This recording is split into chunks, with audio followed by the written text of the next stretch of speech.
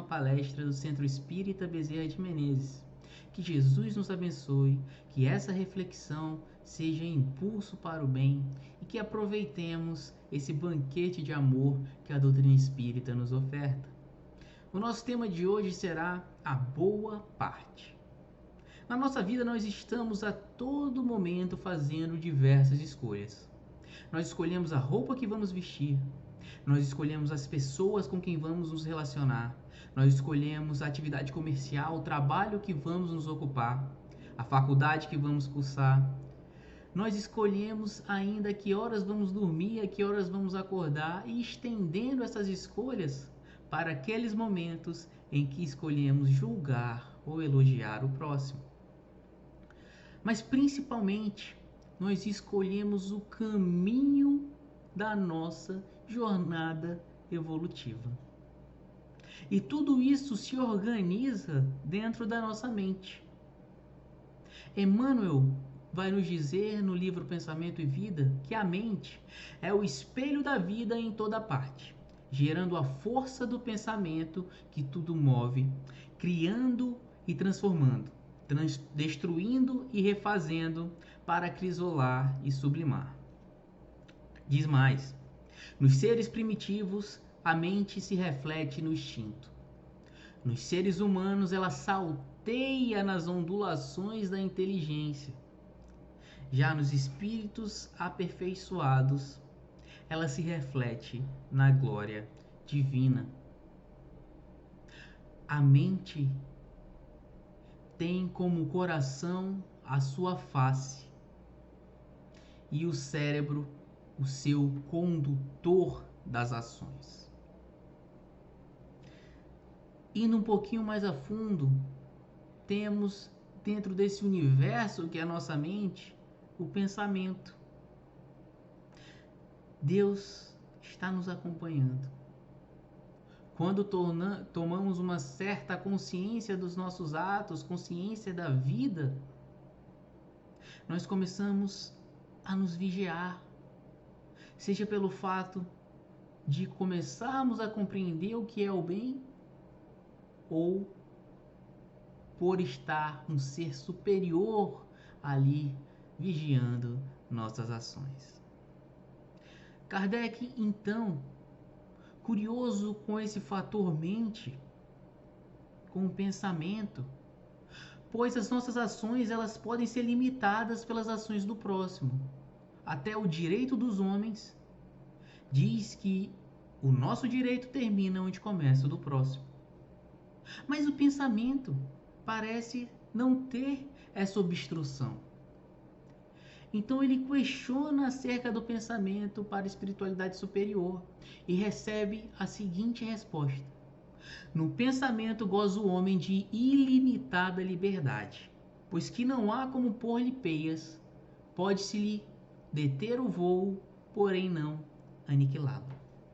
Ou seja, o pensamento é puro, livre arbítrio. E mais, ele é ilimitado. Ninguém pode nos impedir de pensar.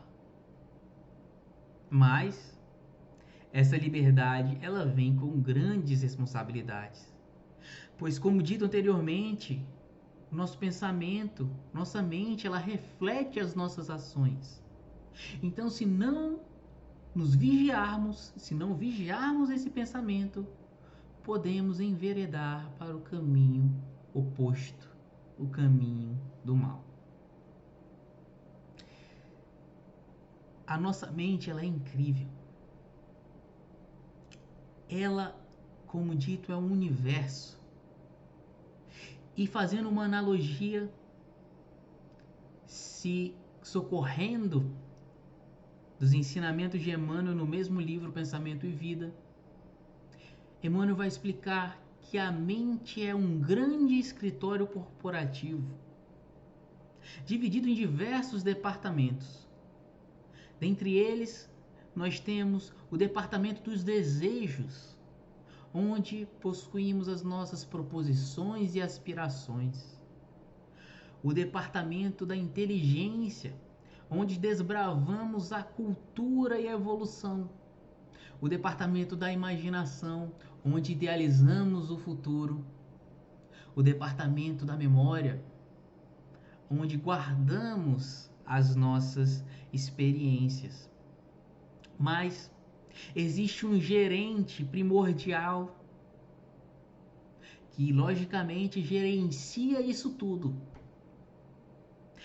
Que é como se fosse um botão que, quando apertado, ativa todas as nossas ações necessárias.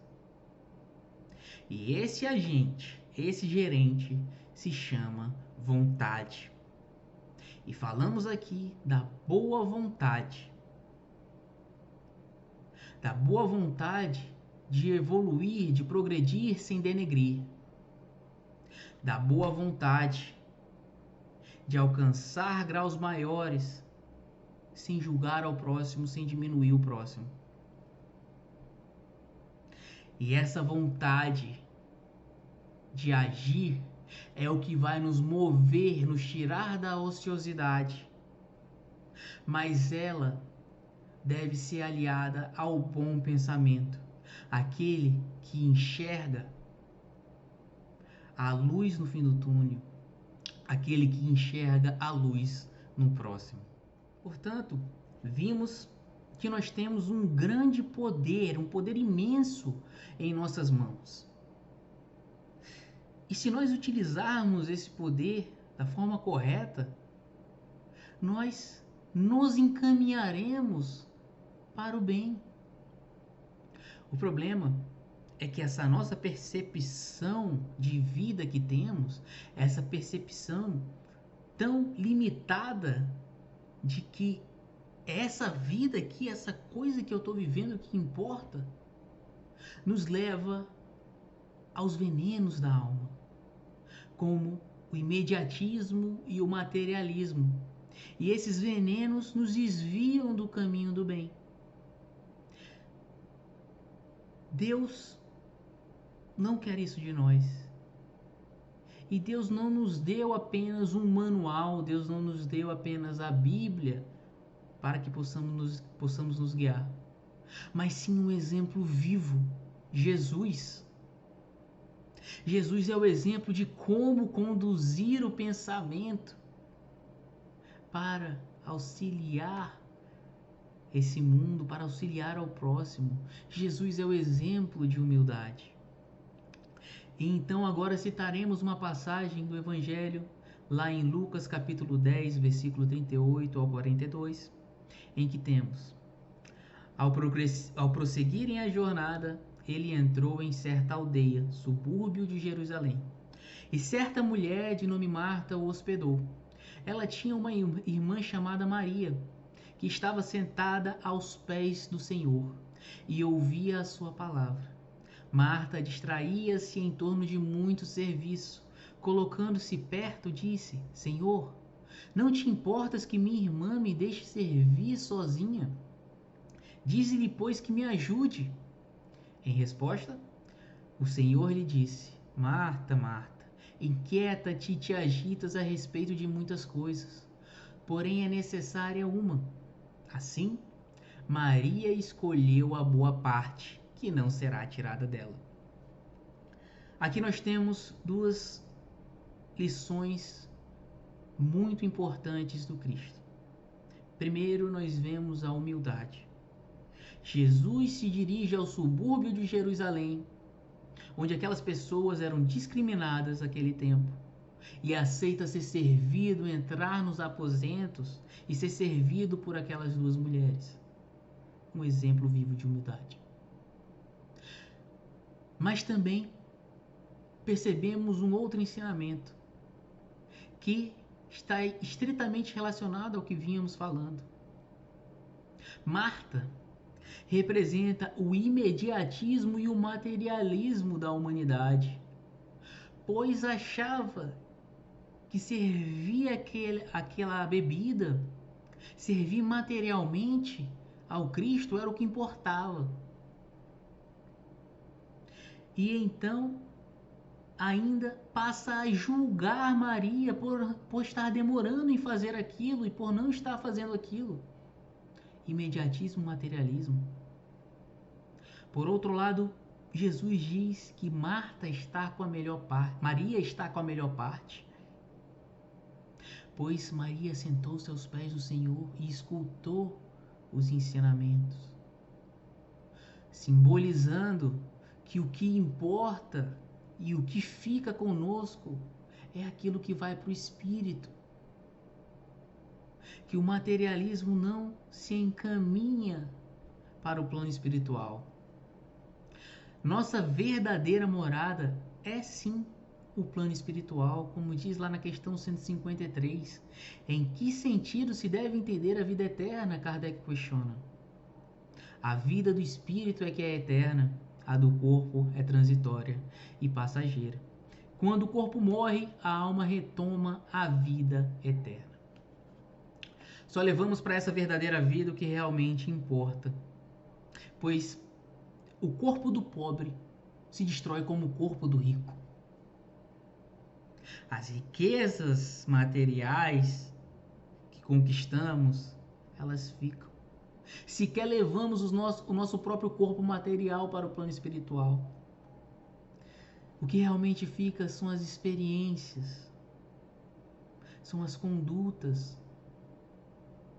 E quanto mais boas condutas praticarmos, quanto mais nos espelharmos no Evangelho de Jesus, mais perto estaremos desse aperfeiçoamento.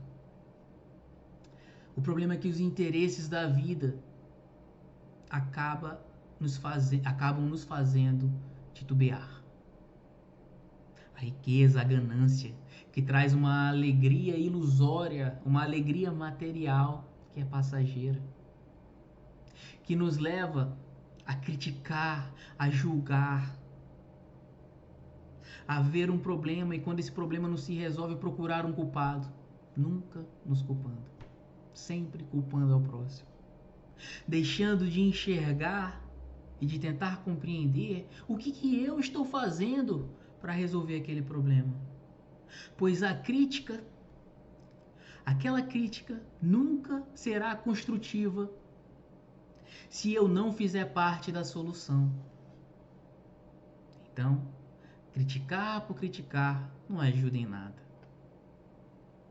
E não se olhar, fazer a autorreflexão como Santo Agostinho, lá na questão 919 do Livro dos Espíritos, nos ensina.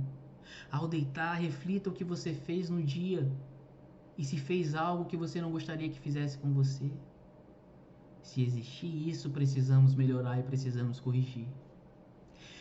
Então, esse materialismo e imediatismo nos leva ao ódio, à crítica, à repulsa e nos faz esquecer que todo mundo possui uma boa parte. Todo mundo possui algo a contribuir conosco e com o mundo. E aí, temos isso muito claro lá na questão 621 do Livro dos Espíritos, onde Kardec pergunta: onde está escrita a lei de Deus? Onde está escrita a lei divina, a lei do amor? E a resposta é objetiva, na consciência. Ou seja, se a lei do amor, se a lei de Deus, se a lei divina está escrita em nós, na nossa consciência, significa que nós somos, na essência, bondade.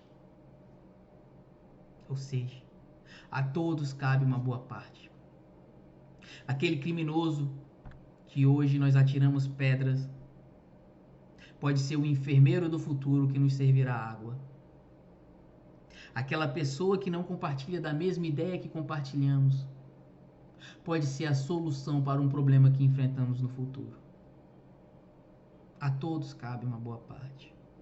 E nesse momento de dificuldade que vivemos, é importantíssimo trabalhar o nosso pensamento, trabalhar essa mente incrível para enxergarmos a boa parte no próximo, para enxergarmos essa essência que está lá, está escrita na consciência, porque ninguém está perdido, o mundo não está perdido. A solução está em nós. Porque vamos perceber que os problemas, as misérias que criticamos, sem pôr a mão na massa, acaba nos tornando os verdadeiros miseráveis. Pensemos nisso. Reflitemos no exemplo de Jesus. Sejamos carta-vivas do Evangelho, pois juntos seguiremos, e apenas juntos seguiremos para um mundo melhor. E essa jornada evolutiva, essa reencarnação, ela possui dois objetivos: a nossa reforma íntima e o auxílio ao irmão, ao próximo. Portanto, conseguiremos evoluir se convivermos em sociedade, se tivermos essa troca do bem, que representa o amor, a justiça e a caridade, as máximas espíritas. Fiquemos todos com Deus, que seguimos juntos firmes, com muita fé. Votos de muita paz.